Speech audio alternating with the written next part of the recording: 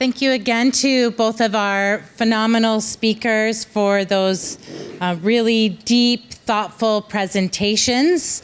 I think just have so much to learn from everything. That it's been such a rich day. That was such a rich panel, and we just want to express our gratitude for all of your good words. And so now I'm going to turn it over to Sarah, who's going to introduce other Sarah. I think we will now go with the two Sarahs in a start. Yeah, from this point forward. Yes. So my co-host, Dr. Sarah Hunt, needs little introduction into this room, as we've heard her cited and mentioned in numerous times in the presentations over the past 2 days.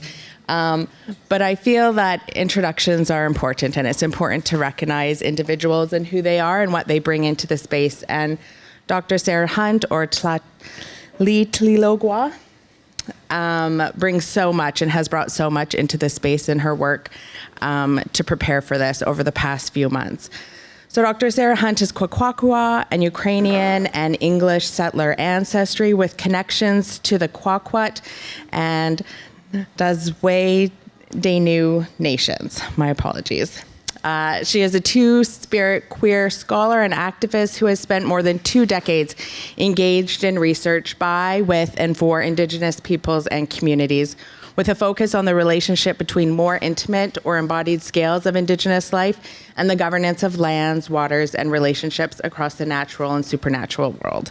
Having joined UVic in 2020 as a Canada Research Chair in Indigenous Political Ecology, Sarah's research seeks to redefine justice and foster expressions of self-determination through land-based and cultural practices which center gender-diverse people, women, and youth. So please join me in welcoming Dr. Sarah. Yeah.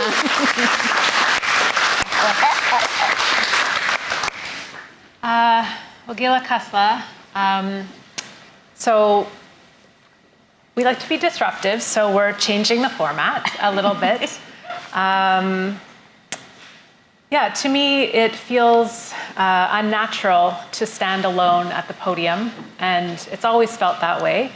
I think I'm so grateful to our speaker for representing the host family here today, because I've often reflected on the ways that these institutions require us to take up the role of a single authority, to speak, to stand and speak, and for those of us who our work is often in quieter spaces and more intimate spaces within ourselves in relations to our lands and to each other.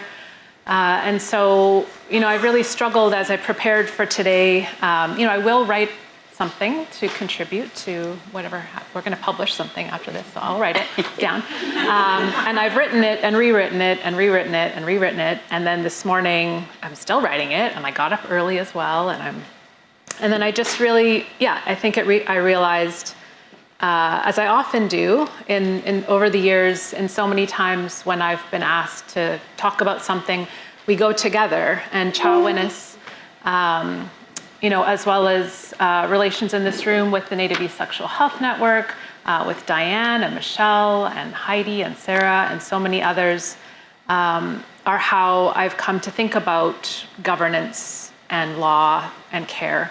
And so we thought that we would sit together. And I don't know if you want to say anything before we begin. No, but I will ask everyone to think of a smell that they like. Are you thinking of a smell that you like?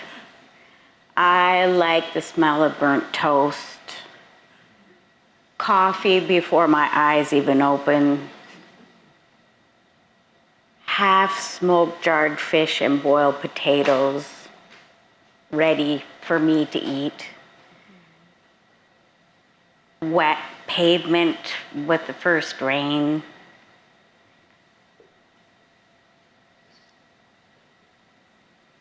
the smell of seaweed on the beach. So are you thinking of that smell? Did you notice what happened?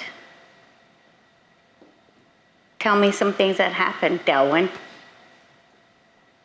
Calmed us. Yeah. So I think I needed to do that because it also made me feel good. It's very warm. I just want to acknowledge that it's been a long day and that it's warm. And I've been working really hard. I just want everyone to know I've listened to everything, and I'm going to take the time necessary to process all of this, and I'll make sure I spread the messages that each and every person sent, and even the way you've presented yourselves in here. That's what we do. We make sure we remember so we can share with other people. And I wanted to acknowledge the feelings that were also put on the floor as well, and can really relate to those feelings. You know, that place that we're at this. What did you call it? Third Mountain or something of life? Third Hill of Life, yes. Anyways, but I also have jokes rolling around the back of my head, so I'm sure to say one at some point. But other than that, I just want to get cracking.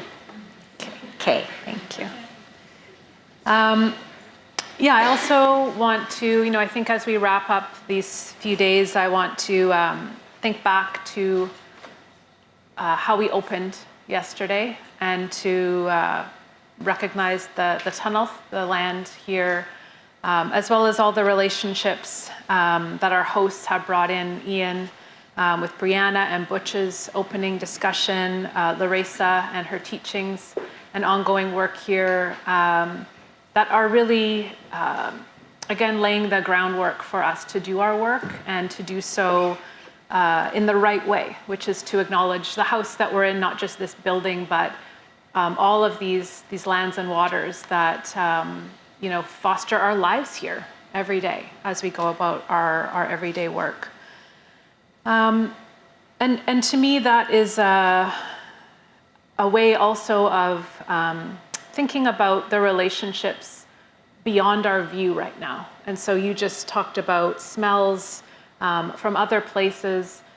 To me, I think it's important always to ask who's not in the room, and to acknowledge whose voices we haven't heard, as well as to think about our relatives who've passed on, and yet who guide us and orient us, always in our work, that we think about who we can't see yet, who we can't see in the work, who's not being made visible, both our relatives who are alive and those who've passed on, and not just our human relatives, but all of our relations. And this is really my title of my talk, U'mista, which is the return of something important, is being used so I'm Kwakwaka'wakw, I'm Kwagil, from Chahis, from Up Island, from Port Hardy, Fort Rupert area, as well as Tłaliwila'ogwa through my grandmother from Guayi, from Kinkum.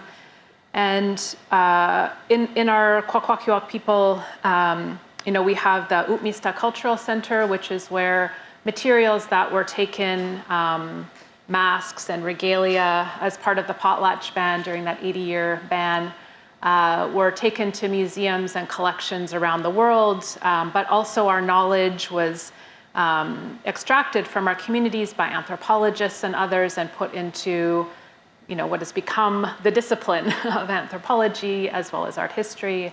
So many other disciplines that make up this institution come from us. The raw materials of those disciplines are based on the extraction of that knowledge, as well as our material belongings. And so U'mista, houses a lot of that was being repatriated. But I've become really troubled by the way that return is reproducing the fracturing of our legal systems, of our governance, that occurred when all of that extraction happened. So as masks were taken, as knowledge was taken, it becomes stripped of the relations that always, not just held it, but how we passed it on and maintained who we are as people. So the stories of particular people that became written down and then became circulated and reproduced and studied as anthropology was stripped of the people's names. that the masks and regalia that are in museums all around the world, you've probably seen them with their little tags saying what community they're from, but that those were belonged to a certain family that represented rights on the land. So in that return, so this is some of the work that I've been doing in my own family, because we've been highly documented by anthropologists. My great-great-grandfather, George Hunt, worked with Franz Boas, anthropologist, and through very careful, the work that it has taken to try to piece together, like not just where I fit, but all of our relations fit in governing that knowledge, and that it was taken from us. And I found, that largely, a lot of the kind of unmarked stories come from women in my family. And like, for example, there's the first mask that Franz Boas took from the Northwest Coast and took to Germany to archive, to put into the museum there. I just recently, in the last few years, found belonged to my great-great-grandmother. And her name is nowhere. She is nowhere, And so what does it mean that we're bringing these belongings back and studying the objects as part of our potlatch, our governance system, but she's left behind, like she's just sort of evaporates in that process. And so we have to keep doing that really hard work of looking at what we can't see yet. Like what is missing from this picture and who is missing from this picture. And so much of that history of extraction and fracturing is a gendered process. And I think it's really important to name, we've heard a lot already about that, but when I think about the care and in reproducing and bringing alive our laws in the present, there's been so much harm that's been done because of not only the gendered impacts of colonialism, but also the way we're reproducing that in rebuilding our laws in the present and our systems of governance in the present, because we're taking colonial, bits and pieces as truth. Like that evidence is being seen as whole instead of being seen as just a fracture of the bigger picture of relations in which all of that knowledge was stewarded. And so, I think that we have to always pay attention, and Chaw-win-is has been one of my main teachers, I think, in really understanding how these institutions discipline us to think in very narrow ways, to only look at this little part of the picture, and that not to express fully who we are, to live out our names, as we've heard so much over the last few days, how we carry our names, how we conduct ourselves. Positions us in our governance systems, and it traces us back to the shorelines of our own territories, which have always connected us as people, not separated us. And so it takes work, to constantly become undisciplined, to not allow ourselves to be disciplined by the narrow frames we're given. So that, essentially we don't abandon ourselves and all of our relations as we move in these spaces and step into these roles. And, this is part of why it's hard to write this down, is because I feel like it's only in conversation that this becomes clear. Like our orientation is to each other, because we've always governed ourselves relationally here as coastal peoples. And that it's through those individuals that have been stripped from the historic record. They are not there, and that is how we've governed. So what does it mean to make ourselves whole if we're missing each other? If we're not there, if our great-great-grandmothers, if our trans and two-spirit relatives who've been systematically vacated from the historic record, if we're not turning towards each other and bringing everybody, bringing each other into the present, then our governance systems will never be able to be fully expressed. And that's not a coincidence. That's part of this disciplining and fracturing that is inherent to these spaces. So that's a lot. I wonder if That you is want a lot. That's a lot. I was thinking, we were talking earlier, I was thinking about the grease trail that we shared, and that it has not been used for a long time between New Channel and Kwakwaka'wakw people. And thinking about also earlier this sharing between like folks over on the other side, which now has a border, and the relationships between all of these. Like, I'm pretty ruthless and obsessed with the relationships between the three island nations. I have both personal experiences locally with families and a strong commitment, whether generations later know or not, because of the way their families showed up and care for me when I really needed them. And so it doesn't matter to me if younger people really know why. It just matters that I act in ways that I feel good about. I also, you know, I would say that when Sarah and I come together, it's usually out of a need. There's a need in community, and we've been listening. So part of our responsibility, I would say, is to be listening to what's going on. And I would say I'm not always on it with the language and the lingo. Like, I was joking around that I'm gonna go order coffee and ask if people know about an ethic of care. It's gonna be spilling out of my mouth all the time. But because some of these things I think are things that we just do as well. So, you know, I think our first interactions were, well, in school, yes, in class together, but then after that, there were issues our people were facing, and it was around the issue of sexualized violence at a particular time. And so we met basically to share food and talk about what can we do. And then we said, who do we need in the room?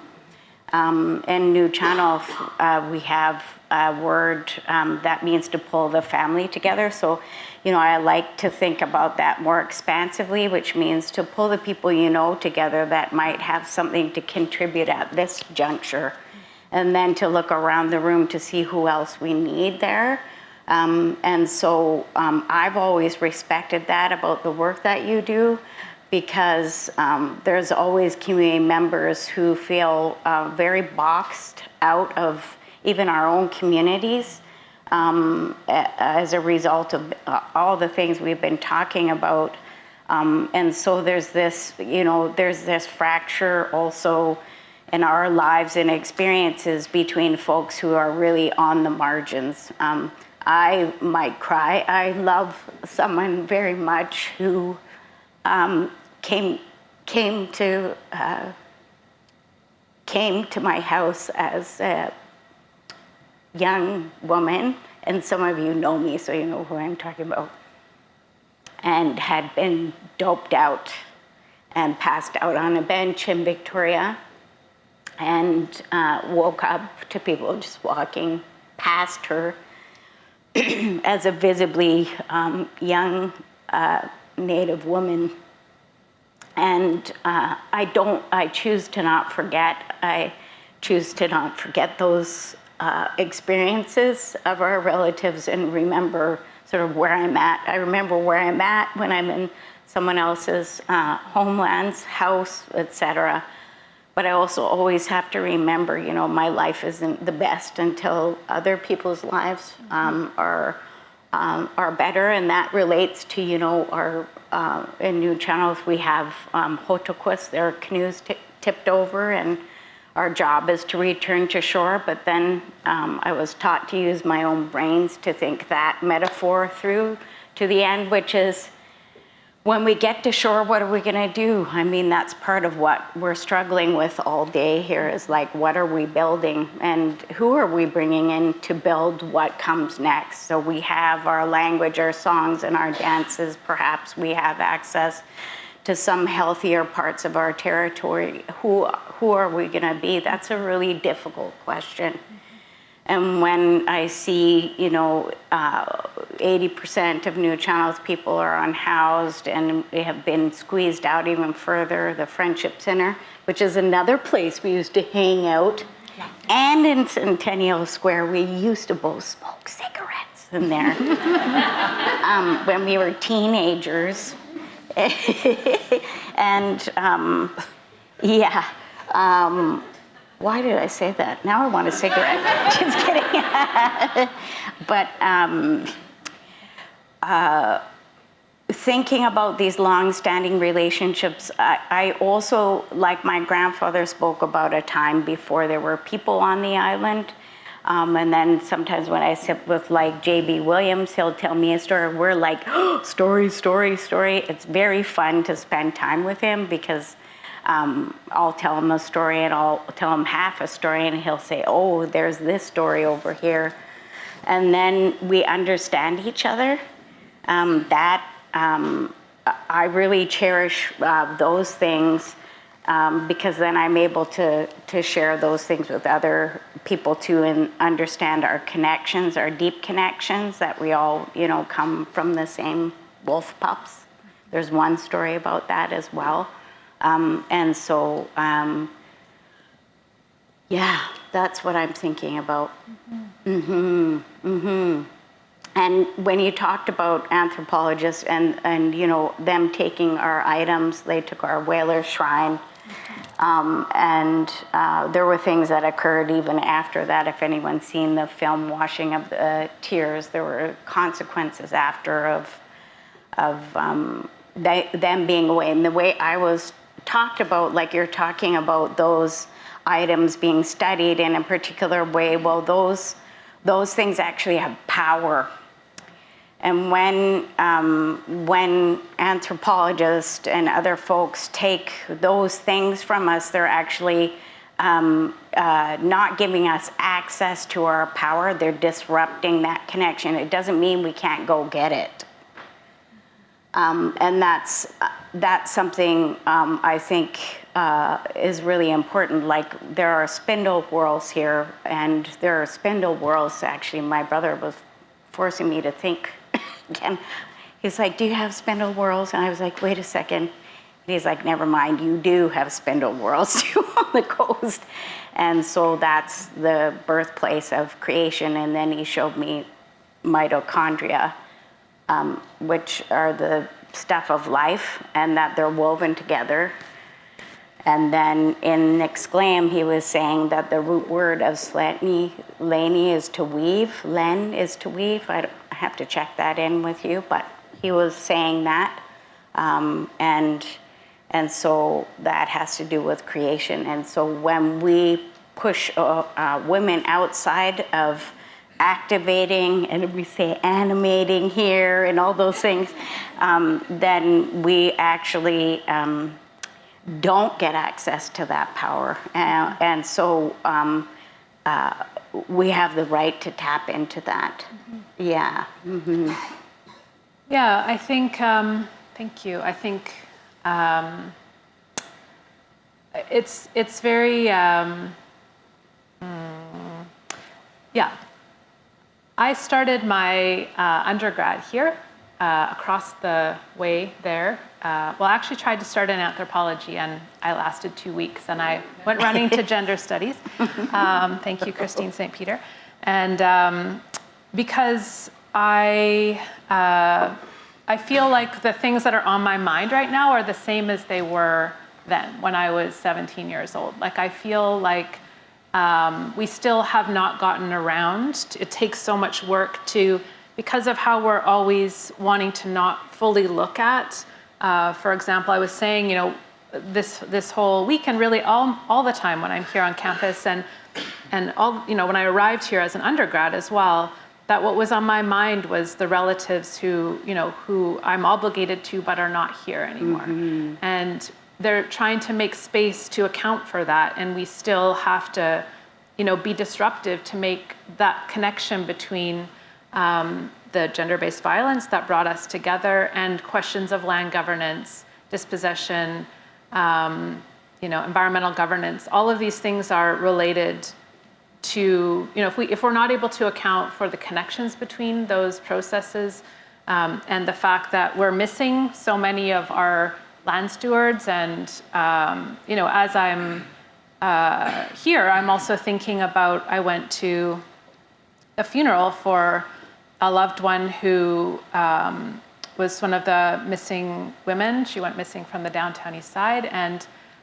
that they, over 30 years ago, and they didn't hold a memorial for her until just a couple weeks ago, because they were waiting for the time really when the community could recognize her. There were lots of legal reasons and community reasons, but that, if we don't make time for that more intimate care work of attending to the spiritual well-being of our relatives and honoring the loss of somebody who was an activist in the community, who was speaking up for Indigenous rights, who was a leader within her family, and who had a name and a place, just like all of us here have a name and a place and stories to share and to carry with us, and teachings and lessons that comprise the totality of who we are as communities and peoples. Like the loss of just that one person means, again, like the fracturing of our communities. So if we don't then care for our loved ones who've passed on, then we're not doing that, the important work of bringing our obligations to each other fully, alive in the present. And that is, to me, really the place that we're in still, as we have been for so long, but, still is to keep being disruptive and insisting on bringing this work into the present, into every conversation, and to think about who's not at the table, who's not in the room, who's not being accounted for, and to ensure that we go to each other, and I think that's why I'm so grateful always for the relationships that we have, because it's true, when something needs to be done, we just do it together, and part of that is also because we are in spaces often in community where, I'll say that, a lot of the work in my own nation and family and community that is about our legal systems, about the potlatch, about the land governance, that we're drawing on, again, those fractured histories as though they're true, as though they're truth. And that is very much putting only men at the center, I will just say it. And I was at, a potlatch last year where after 2 days of the only names we heard were men's names, the only voices we heard were men's voices, and an elder grabbed the microphone and said, "Don't let anyone tell you women didn't have a voice in this house." And she was sent back. That was the only time in all of those days that we heard not only a woman speak, but about her woman's name at all, because all of the stories that are being brought back through the records of anthropology, and we're trying to reclaim them because of the ban on the potlatch and because of colonial fracturing and dispossession of that knowledge, that we're reproducing it in how we then rebuild ourselves. And so that's why it's disruptive she grabbed that mic, and we have to keep taking up that ethos. I really think about that in this space here, but in every space that we're in, because otherwise, just that we have to keep grabbing that mic. Yes, we do. I did that once in Tłaliłila'ogwa when Tłaliłila'ogwa signed an incremental treaty agreement. And I had a couple of men back in the day that was still in the Warrior Society, and I remember them coming up to me and saying, you're doing the right thing, disrupting the meeting, but we can't show up for you. And I was a younger person at the time, and I was like, okay, well, I'm here. And there was Campbell and some others. I don't remember who was in the room really, but I do remember some of the women who were called up, and they were already in regalia to dance, we had our speakers and our chiefs in regalia, so that was something else. I was probably in flared heels and hoop earrings and manicured nails, likely at the time. And I wrote something, and I also got a message from UBCIC Stuart Phillip, called just before that. I said, I can support you, but I can't do it publicly. And I said, okay. And then, so they were talking, and they signed this incremental a treaty agreement. I don't know if people remember, it was $150,000 in some swampy water. And so I understood my relatives didn't know, so some of the women who were getting ready to dance, they pulled me and said, what are they doing? We were called to dance. So we know when you're called to dance for your chiefs, you just go, you just show up, right? So people are banking on that old law in relationship to each other. And so I had to get up there. I remember, there was some speaking in the language which I did not speak at the time. And I had this little statement I crafted up. And I remember one of my relatives saying to me, you can talk after you wait your turn. And I said, if you don't give me the microphone right now, I'm gonna start yelling. And that was a risk. I love my relatives. I love the people in my community. I know that other people have a different role. I know that other people operate in different ways, but it's this, I know that people lean on me to be disruptive, and I'm okay with that. You don't want me in all spaces, I suppose.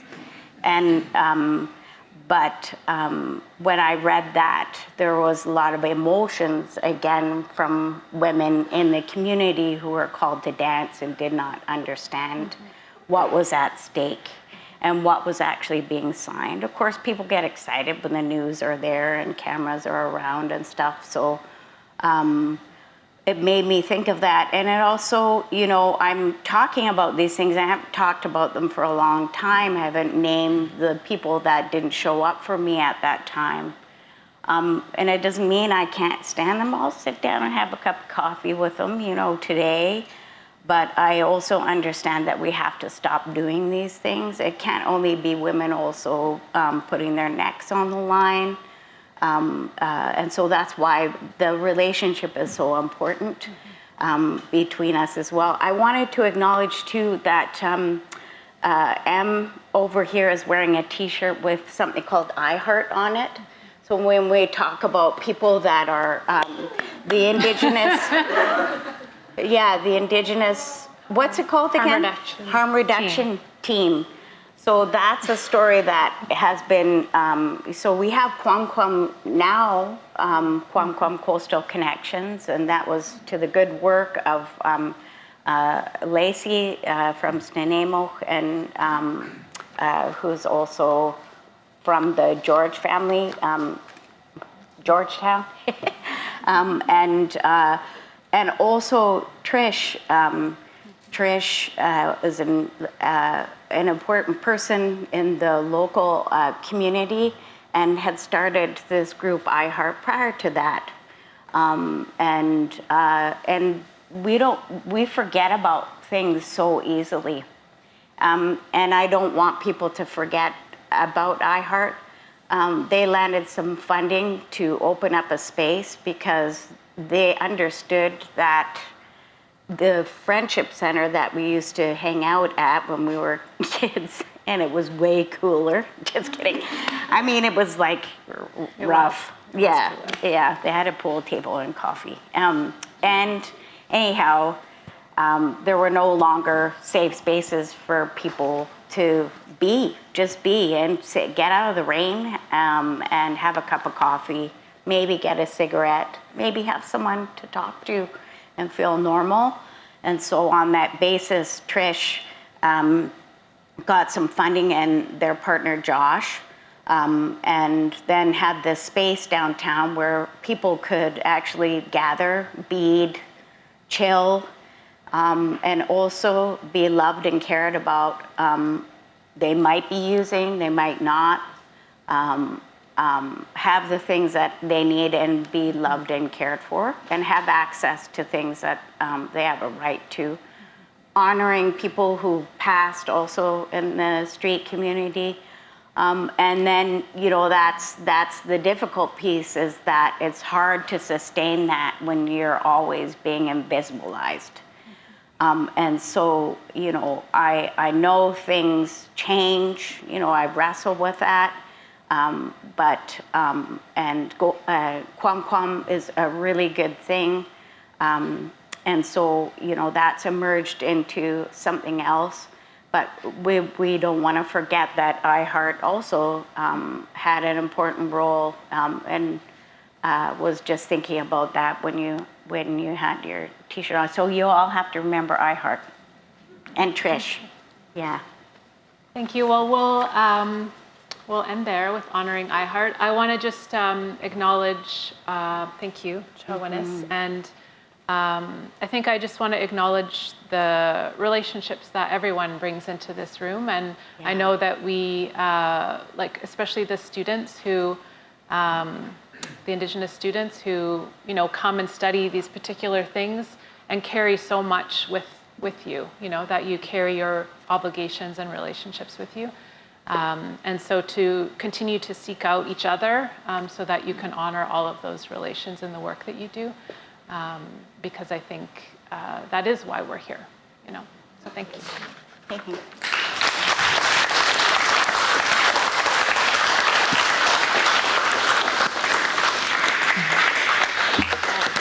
I just want to express my gratitude to Sarah and Chaw-win-is for the conversation that really beautifully sort of did a closed circle to our dialogue over the past 2 days, along with the remarks by Christine. I think it really reminds us that as much as this work is like heart work or work of the heart, it also really takes a toll because our communities are struggling with very complicated issues, and they're complex places as a community member to try to do that healing work and come from a place of care while trying to work through all of that. And so my hands go up to everyone in this room. I have felt so good these past 2 days, like in a way that I don't normally feel. I feel uplifted and less drained than I normally do at academic conferences. And I think it's because of all the care and love that people brought into this room and shared with us in this work. Like, it was just really uplifting in a really impactful, meaningful way. So on behalf of all of us as organizers, although this Sarah and Stark team really were the carried the heavy load. But I was so grateful just to be in the room with all of you. We're going to call forward our speaker to close us in a good way, and I'm going to leave it to him to describe. But heads up, because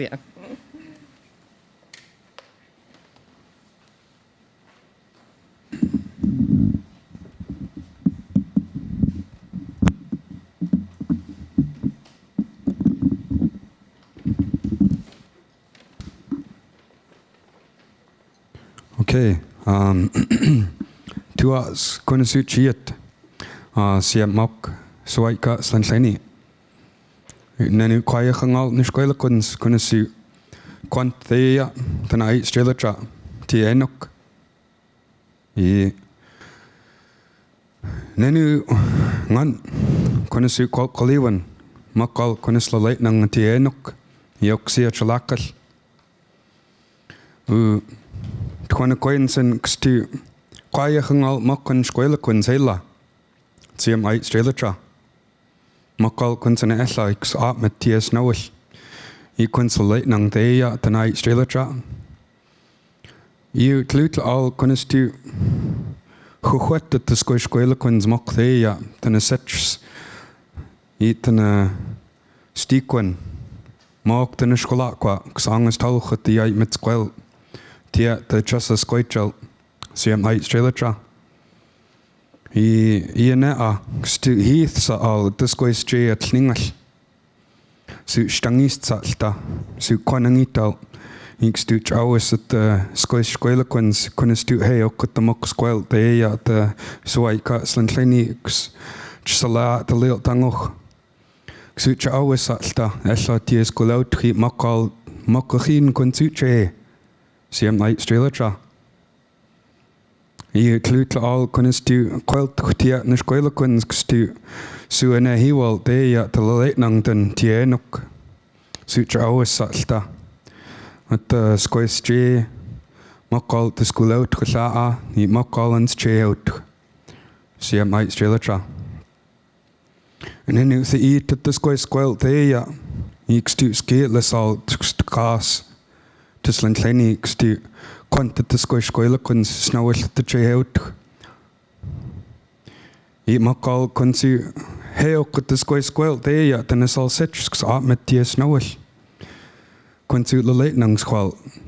Ik stu nueng at den skoilekuns, de mok skwel stu angestauch, de swaika i de slentleni, die at de trassa skoitjal. Siem ait strelatra. Ik stu kwaie gengal na skoilekuns kunis le leitnang, kunis stu at met die snowel.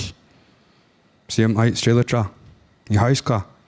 Mokal kunis le leitnang, kunis stu angest at de jael skoilekuns de ja dan ait strelatra, die snowel.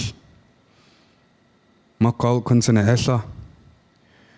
Ngan kunesu kaliwan kstu heok at the snapanaks des leloch. Makal kstu kwantat the skois J. Nil kucha knestu chuchwet at the skois skoila kunsei at the Hōkūlani met the leloch la. Kusu I tatel noch. Ik stu kwanangital salta. Heok sin and the mok skoil at kunet. Natat met. Ik stu stangistal. Konangital, the mock squel, stu trouwes. Kunesu chuchwet at the squish skoilekuns mock they at this white guy slentleni ties nawel. I haiska. Tlutle all kunestu iakt in the squel dienok. Kunesu trouwes at the chunitum kun zichong siem sleloch I haiska. Haiska hela siem. You know, there's so many thoughts and so many feelings going on. You know, in my mind and in my heart, you know, as I think about some of the words that are being shared, not only from our presenters today, but from our hosts and from our presenters that we've had in these last 2 days.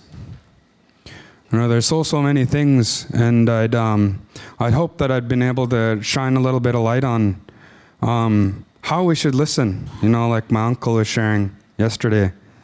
He shared about the teachings that he carries within himself when he sits in a longhouse. You know, it's not really about who you listen to in particular, or it's not really about people in position of power like I've heard other speakers share. It's mostly about just sitting and listening to what everybody has to share. You know, and you take from it what you will. But the biggest thing is that you just carry it with a good heart, and you carry it with a good mind. You know, as I share in the language, you know, I'm talking to a lot of folks that are sitting here and listening to me from a spiritual perspective. You know, and I share these words first and foremost because there's times when as a public speaker, I need that help too to portray feelings and from my heart, and I rely on some of those folks that help me along the way. You know, from that spiritual aspect as a Hōkūlani person. You know, I trust that when I share this in the language first, that I have whoever it is that's walking with me, whoever it is that's sitting here with me, is going to help guide whatever words that I need to pull out from inside here. You know, and I hear some of those words that were being shared today. You know, we think about our Anishinaabe relatives and our Cree relatives, you know, and we think about some of the ways that we're stewards to the land, or when we're looking at being able to try and change some of these things that are put in policy, that are put in regulations, that are put in law. You know, it's not to be able to bring us up and to put us into position of power, but more so to be able to help generate a better understanding, to be able to generate a better way for us to become allies. You know, and I've heard words about all of our folks that are speaking in these panels today, about that war that's being fought right now. And there's so many words and so many regulations, policies, and things that have been ripped away from all of our Huangok people across the country. And I was reading, references to Turtle Island and all of that. All of our Huangok people throughout North America are all connected in certain ways. And all of these teachings that are compiled with all of these people that come forward to share with you, some of those words that they carry are so heartfelt. And we got to do our best to try and pick through. There's so many questions that I'm pretty sure that a lot of us still have right now. There's so many ways that we can go about being able to carry these kind of discussions without carrying some of those things when we talk about mandates and we talk about policies and we talk about what you can and can't say within certain areas of where you work or certain areas that you work in government or any of those types of things.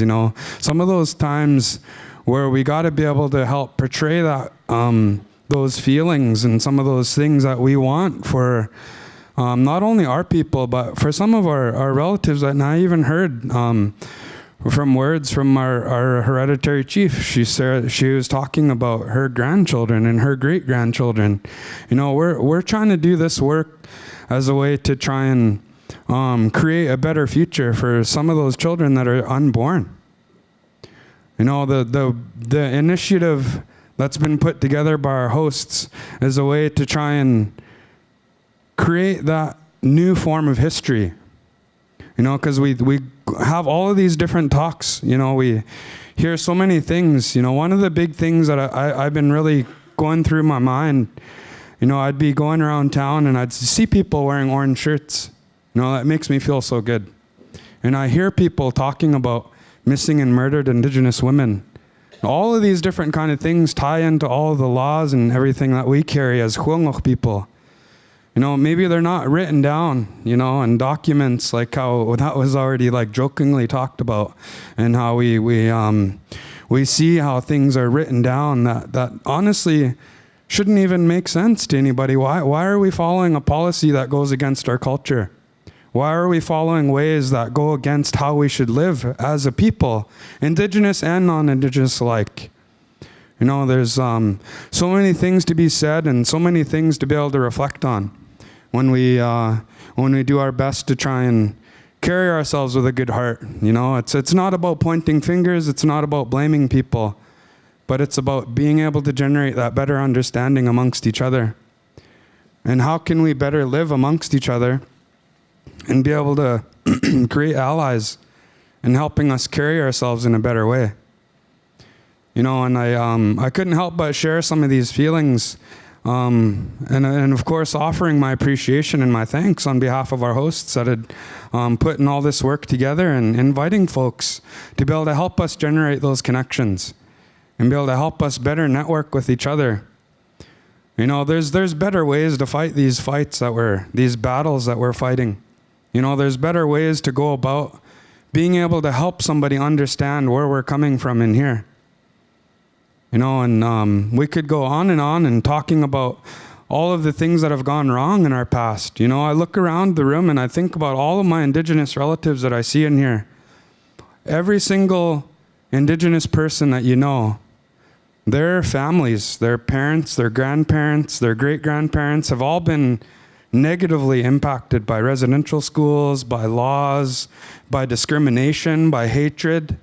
So many things that we can talk about on the negative aspect and how hurtful some of these things are. And and I hear when I hear the tears come out from some of those words that are being shared from our relatives, that comes from a place of wanting a better place for us to live, a better place for us and our children to grow into, in a way that we can coexist for the betterment of all of us.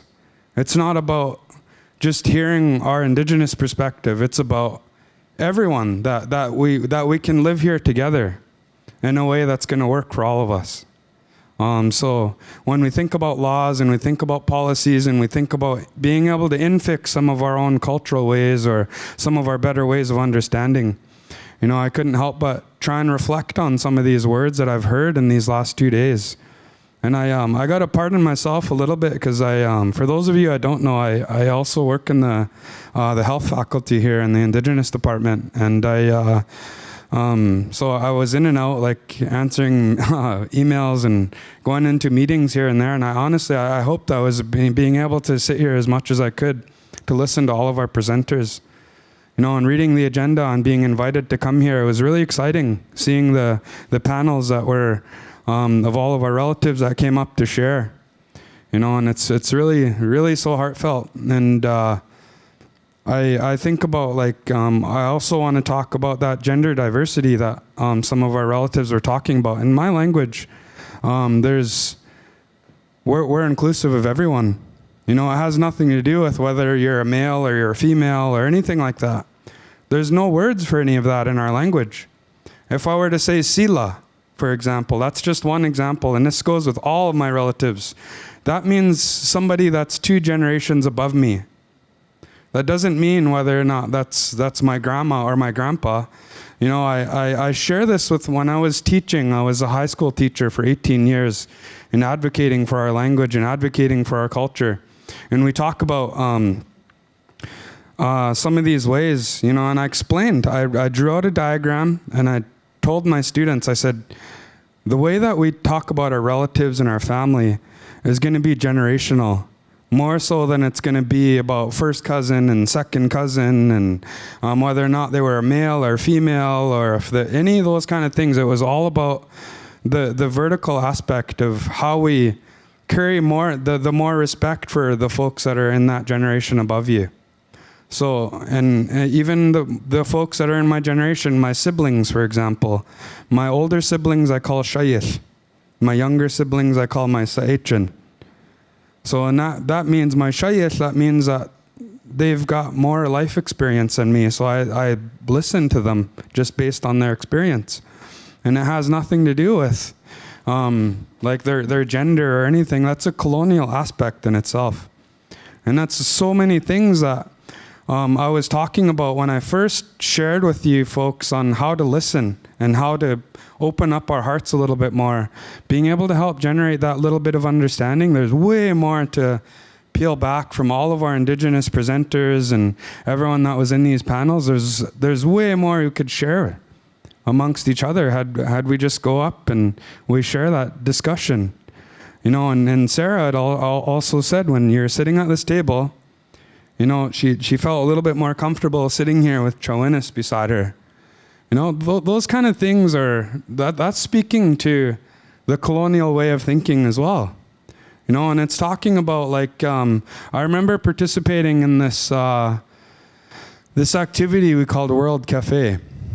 So I don't know if any of you are familiar with that, but when you're sharing these discussions, I liked it. As soon as I came in and I see the coffee table here and I see the chairs and the water, and it's so much more comforting when you're able to just sit and chat with somebody than it is to be able to just come and sit and you go by. I can't say this because it says so in the rules right here, and so we got to be able to share more openly and share more wholeheartedly. And I think that's going to be a better way to fight those fights that so many of us are fighting inside here, more so than we are with your mouth. There's these sayings that come from our elders that they say your tongue is sharp. It's probably the sharpest thing that you have. You say something in the wrong way or in the wrong tone, it's going to really hurt somebody. You think about it and you feel some of those feelings inside, and it's going to come out in a little bit more meaningful way if you take that care and you take that sensitivity and knowing that people are fighting battles that we know nothing about. So let's try and do our best to take some of these words that were shared this week, and some of us might only remember, there's going to be a phrase or something that one of our presenters had shared that's going to help carry you through your studies, through your work. You might even bring something home to share with your children and say, I heard this person share this, and it really meant a lot to me. So without further ado, you know, I know everybody's super tired and it's Friday, we're ready to start the weekend. But I couldn't help but reflect a little bit on some of my own feelings and hoping that was going to be able to help us to be able to soak in some of the words that were shared by setting aside all of that hatred and the other things that some of us are talking about, our presenters are talking about that we're fighting. Right? So there's newer ways to fight these wars. There's newer ways to fight these battles within ourselves. Not with an opposition by any means, but with the hopes of being able to network with new allies, building more capacity amongst each other. Like I said, Indigenous and non-Indigenous alike. So I just wanted to share this little bit as I want to invite forward our 4 witnesses that I called yesterday. Ianea suanehiwal makal kunsu kwelt the skoistrie tias nawal siam lalaitnangtin haiskahela kalet makwins lalaitnang siam tanastrelatra haiskahela siam.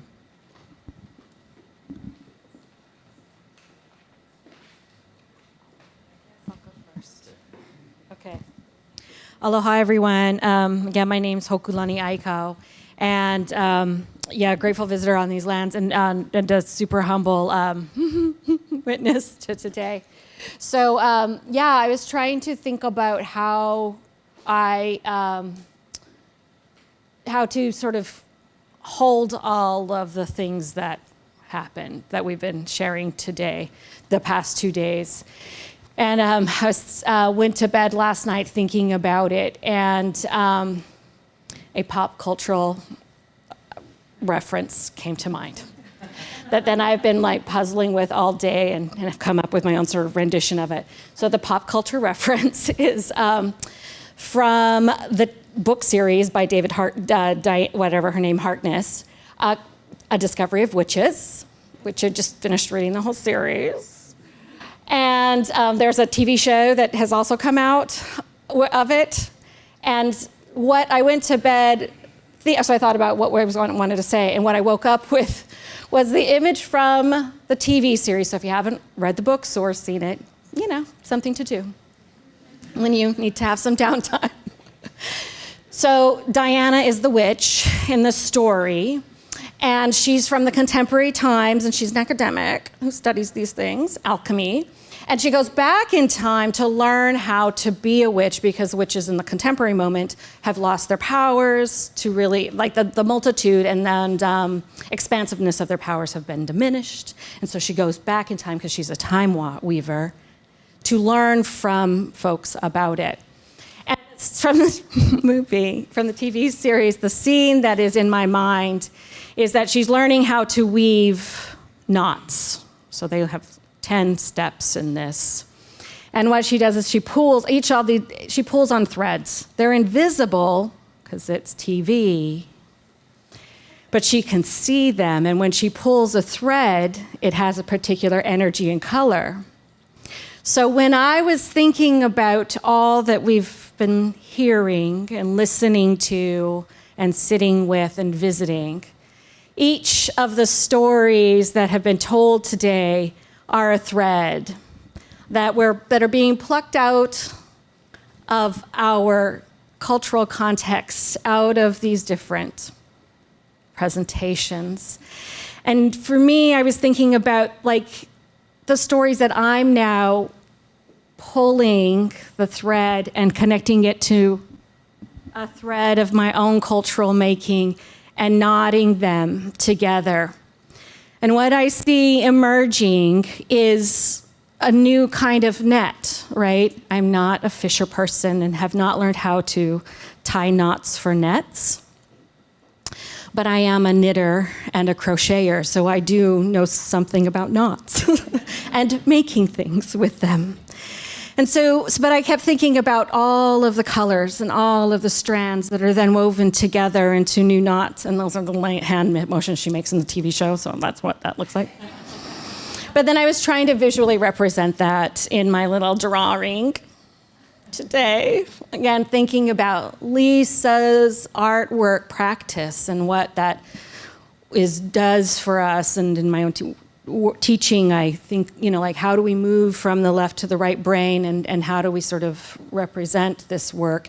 And so the 4 thematics when we're thinking about care and jurisdiction are language and land and kinship are those threads that we're pulling on.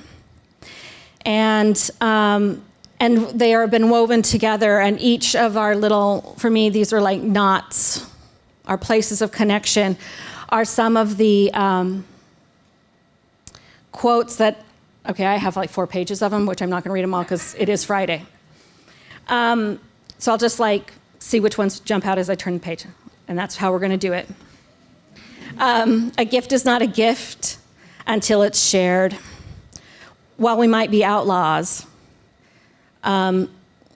this work is about re-enlivening our political, social, and legal orders. We do this by being in relationship with each other and the land, and sometimes we go to the river.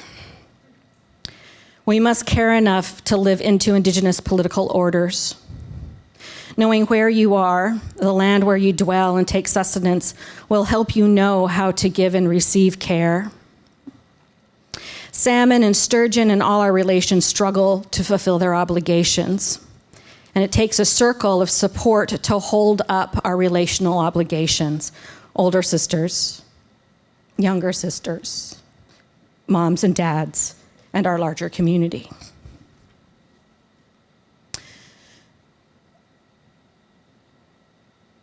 When we share and speak the names of our peoples in our languages, we are sharing the breath of our ancestors. We have to do this together. Respect each other. We have to do this together. Help each other. Go slow. Be cautious. Respect each other. Respect all things, all beings. Successionary planning is essential and relational. Jurisdiction back is in all areas of our lives, and we need to be attentive to what comes next. Mahalo. I do have some notes. I had to translate them from my handwriting so I could make sure I could actually read them.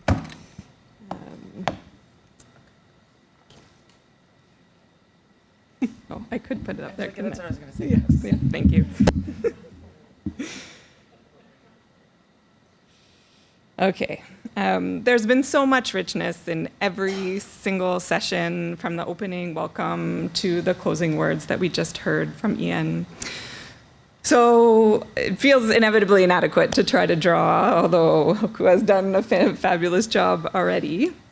Indeed, I'm a slow processor, so I actually know that much of what I will carry from here out into the world is still ruminating, swirling around in my brain, and more importantly, my heart, and not necessarily ready to come out in words.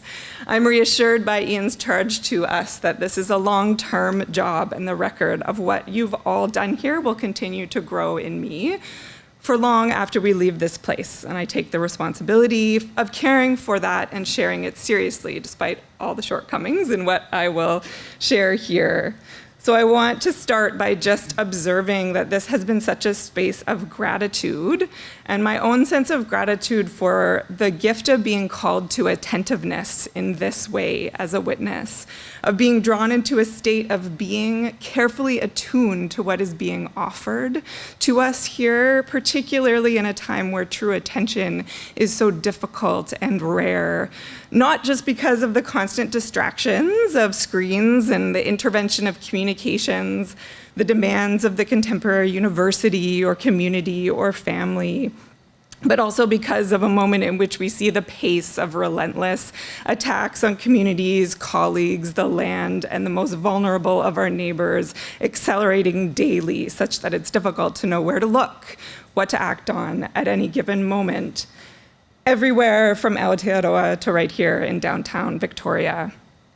Our attention and thus our care is stretched in many directions, and it seems to be so by design to make it near impossible to build solidarity. So a space like this that is dedicated to that is such a treasure. And I relish it have relished this opportunity to make it my whole day's work to listen, to be Lisa's hawk with my eyes open in a permanent state of gratitude. Because as Diane reminded us, we are in a moment that requires us to figure out how to do something, and understanding what that something is for each of us requires openness to, in her words, heart leaps that seeing things from other perspectives can facilitate. And heart leaps is now my new favorite concept, and I cannot wait to incorporate it into teaching property law. Doing this work from my position as a settler and educator teaching settler law, I'm conscious that undertaking this practice of deep listening is part of my learning to be in this place in a good way. To understand place-based practices of Indigenous governance that Diane talked about, Indigenous laws as embedded within Indigenous lifeways, as Darcy and Carwin emphasized. And this work is work that I feel I'm only beginning to undertake as a recent arrival in this place, but that I have a responsibility to share with my students and now with others who want to know and need to know what happened in this space. As Brianna and Butch shared with us, listening is a hard discipline, and my brain would agree after these 2 days. But on my walk here, I listened to a podcast that also said attentiveness is an act of love, and I think that has proven true for me here. So I've also tried to be Lisa's squirrel, preparing for the future by developing my understanding of the laws of this place and the powerful examples of care in governance that have been shared with us from all over the world. And this includes, as many speakers reminded us and demonstrated for us, supporting the reclamation of language, because as Susan noted, to do so is to open space to not just words, but worlds. And it is the worlds within which laws can only really be understood. Brianna's reflections on the process of working with the city reminded us that relational work requires patience, to wait until those you want to be in relationship are ready to do that. But also that part of this is showing who you are, how you're connected, and what your teachings are in order to build trust. Starting from the place that Diane articulated, I'm here to help, I'm here to listen to your guidance, to learn how to give care in this particular place. As Deborah reminded us, this openness to knowledge is critical because without knowledge, you may cause harm. Harm you won't have the knowledge to repair, or perhaps even to recognize. And as Rob described his community laws as a reminder of who they need to be in moments of forgetfulness. And thus the conversation between Heidi and Carwin and Darcy called us also to think about the projects of recovery as openness to new knowledge. We also heard Butch and Brianna talk about the importance of being willing to make mistakes. And I understand this not just as a call to individuals, but to institutions and settler institutions and those acting within them to be able to accept no, to go back, to change their mind, and to do better. Care for Indigenous governance, as Chaw-win-is reminded us, requires saying no. And thus I reflect on being, in Lisa's words, the fox, waiting for the right time to build reciprocal relationships, or perhaps most importantly, as Michelle reminded us, to just go away, because the work of Indigenous governance requires centering care for and responsibilities to community rather than external demands. And this was clear from Angele's vision of an Indigenous-led just transition. Indeed, it may also require knowledge that's not able to be shared externally, and to continue to act without it would be both unlawful and harmful.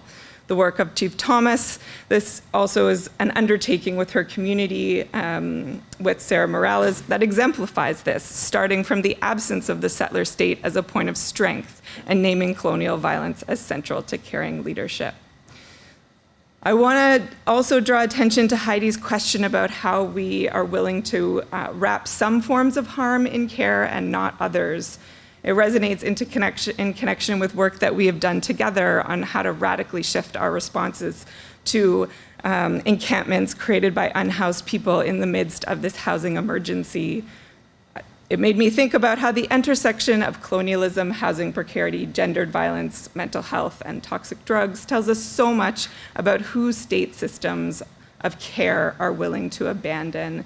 And it made me think that it really is about those for whom meaningful repair would require dismantling core elements of state power and capitalism.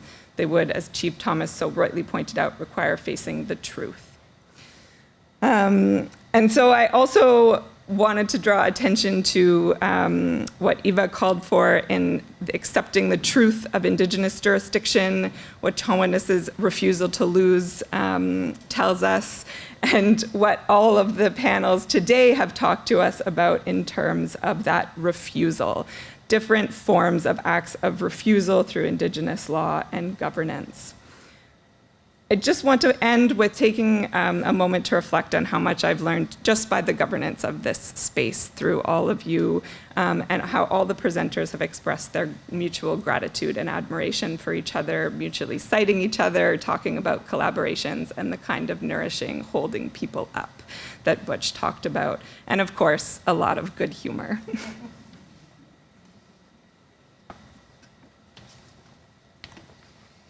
Anin tanse, wapshmakons dijnakaz, gapshkigma gaio pasquak, minoa beardies okamasis and dunjeba. My name is Tara Williamson. I am a member of the Opaskwayak Cree Nation in northern Manitoba in Treaty 5. I was raised in Gubshkikimug, Swan Lake, Manitoba in Treaty 1, and my dad is from Beardies Okamasis in Treaty 6. So, behold, I am the Anishinaabe and Cree unicorn. I can laugh at all of the jokes. Heidi claims me as Anishinaabe. Darcy claims me as Cree. Actually, I don't know if he claims me. But also, I'm an adopted member of the House of Tłali'ila'ogwa of the Heiltsuk Nation, where I was gifted the name Gwakwamda. And so when I was asked to witness, I decided to witness with the name Gwakwamda because where I've learned about witnessing is from my Heiltsuk relatives. And so, what I've heard was my Akba, my brother, said, if they ask you to talk about this in 10 years, what are you going to be able to say? And I was like, oh, good question. And then so I made so many notes last night, and then this morning, and then I really listened to Ian this morning. I was like, oh yeah, my heart, sure.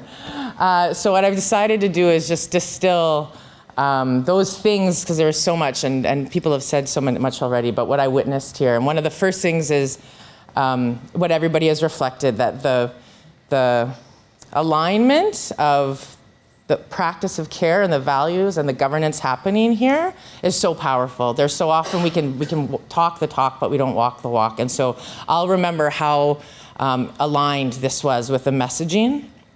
I'll remember the protocol that's taken place. I think that's really admirable, and I'm happy to be able to go forward and say, oh, they did things in a really good way. I'll remember that.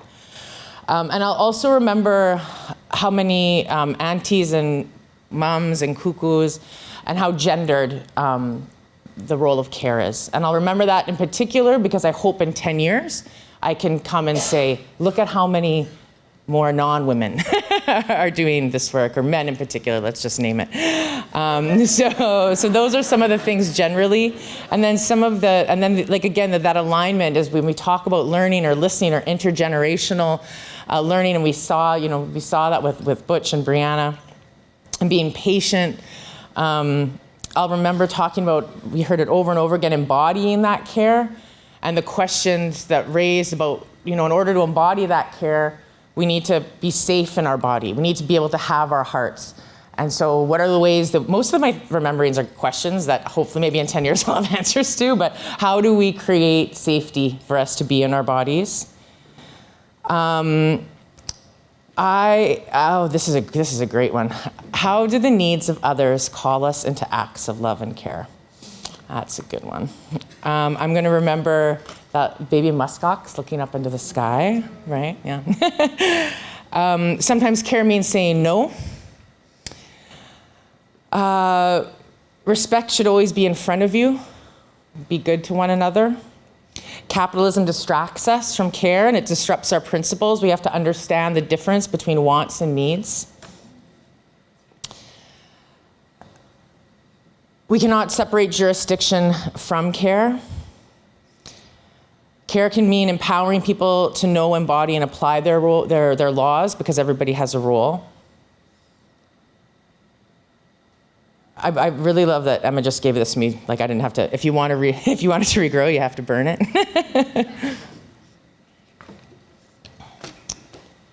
that our potential network of action, knowledge, and care is limitless. We might have to fight, but we should do so with care. That economics and labor need to be centered in care and economies based on life, not on destruction. Do we continue to care for the people who don't value the care that we give them? And how do we become whole if there are pieces of us missing? And how do we take care of who and what we can't see?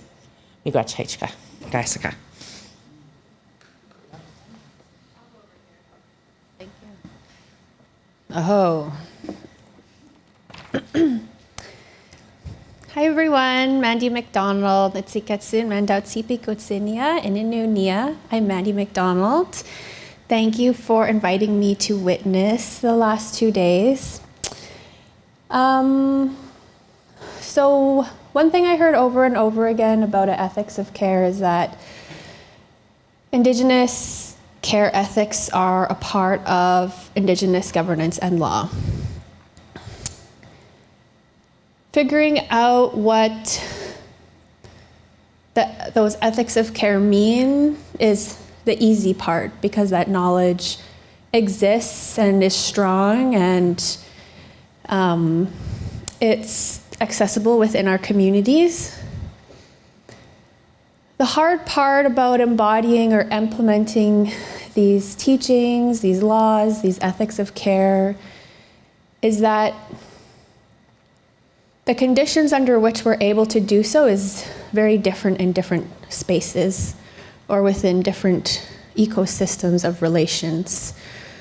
So we heard many stories over the past couple days of people applying these ethics of care in different spaces. Health policy, child and family matters, land conservation, the classroom, small nations, big nations, and all the different implications and opportunities and challenges that come with trying to embody a specific nation's ethic of care within those different spaces. And for me, that's one of the things that I will remember for a long time about this gathering, all the different considerations that people have put into how they go about applying these ethics of care, the methods that they shared with us about how they're going about that work, the theory that's informing that work. Because to me, I find that extremely valuable and insightful and useful. This is the first time I ever had to, or ever asked to witness an event like this. I'm very tired now. It's a serious job. And I think of what Ian asked us to do on the first day, to tell people what you saw here and how you felt about it. And so that first part is kind of what I saw or what I heard generally. And then what I felt, I'll say I am 23 weeks pregnant, and I think I felt the baby kick for the first time today while I was sitting here. I was like, oh, weird, what's going on? And then to prepare something to say, I just closed my eyes, and I liked when Chaw-win-is asked us to think of a smell, because it's something I make people do all the time, and sometimes they look at me like, you're weird, and sometimes they're like, I smell smoked moose hide.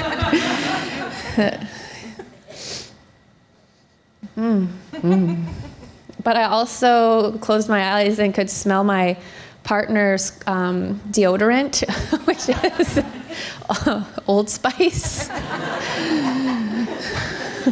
which is also what my dad wears. Anyway, so I tried to just close my eyes and think of the past 2 days, and this is what I wrote down, and that will be the end of my little presentation. Ghostly care, salmon, rivers, baby muskox, drum keeper, tree barks, fire, laughing, sweating, cedar, and sage. And that's how I'll remember this event. Thank you.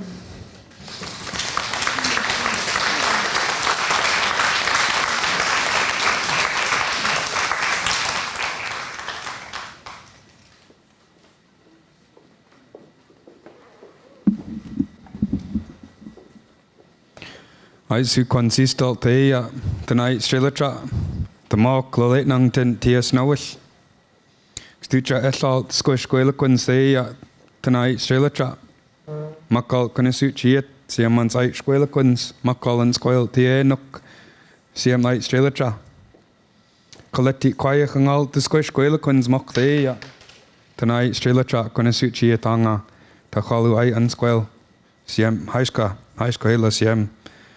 So just again, sharing words from our hosts at this time, and thanking all of our witness carriers tonight, and just really heartfelt appreciation on behalf of our hosts for the beautiful words that you bring out. It